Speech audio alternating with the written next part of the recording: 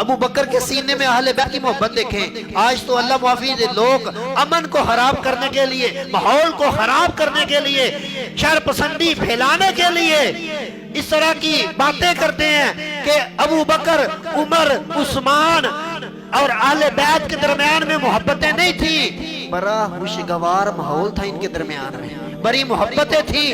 اور اس محبت کا ایک نمونہ بخاری میں درج ہے کہ حضرت ابوبکر فرماتے ہیں کہ قسم اس خدا کی جس کے قبضہ قدرت میں ابو بکر کی جان ہے، کہتے ہیں کہ میرے نزدیک آل رسول جو حضور کے قریبی رشتہ دار ہیں، کہتے ہیں میں اپنی اولاد سے، اپنے قریبی رشتہ داروں سے بڑھ کے حضور کے رشتہ داروں سے محبت کرنا پسند کرتا ہوں.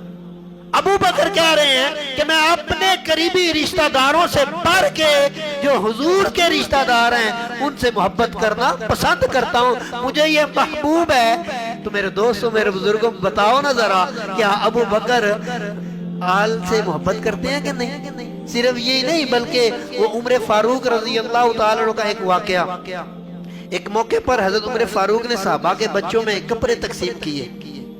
حضرت عمر فاروق رضی اللہ تعالیٰ عنہ تحفے دیے، بچوں میں کپڑے بانٹے. تو حضرت عمر فاروق کہتے ہیں کہ جب میں کپڑے بانٹ رہا تھا بچوں میں تو حسن و حسین کے لائق، حسن و حسین کے لائق میرے پاس لباس نہیں تھا.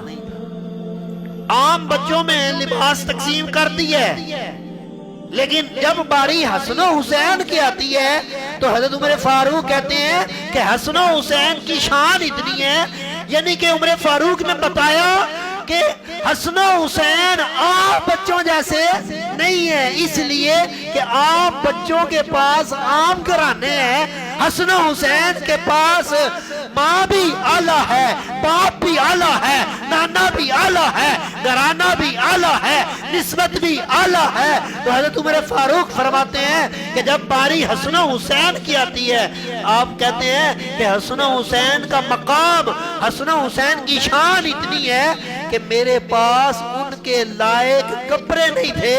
تو حضرت عمر فاروق کہتے ہیں کہ ان کو تحفہ پیش کرنے کے لیے میں رکا نہیں، بلکہ ملک یمن سے اعلیٰ لباس منگوا کے میں نے حسن و حسین کو پہنوایا. حضرت عمر فاروق اتنی محبت کیا کرتے تھے حسن و حسین سے، حضور کے گھرانے سے، کہ کہتے ہیں خود کہ ان کے لائق، ان کے لیے مناسب نہیں تھا جو میں نے عام بچوں کو کپڑے دیے. اس لیے مجھے خوشی نہیں ہوئی کہ حسن و حسین کو اس سے اچھا کپڑا نہ ملے، تو ملک یمن سے اعلیٰ لباس منگوا کے آپ نے حسن و حسین کو منگوایا. اور فرماتے ہیں اب میں خوش ہوں. اعلیٰ لباس. حضرت عثمان غنی رضی اللہ تعالیٰ عنہ کا بھی واقعہ سن لیں. یہ واقعہ تو کافی لمبا ہے، میں چھوٹا سا کرنے لگا ہوں. ایک بار نا اہل بیت کے پاس 4 دن تک کھانا میسر نہیں آیا. اہل بیت کے پاس 4 دن تک کھانا نہیں آیا.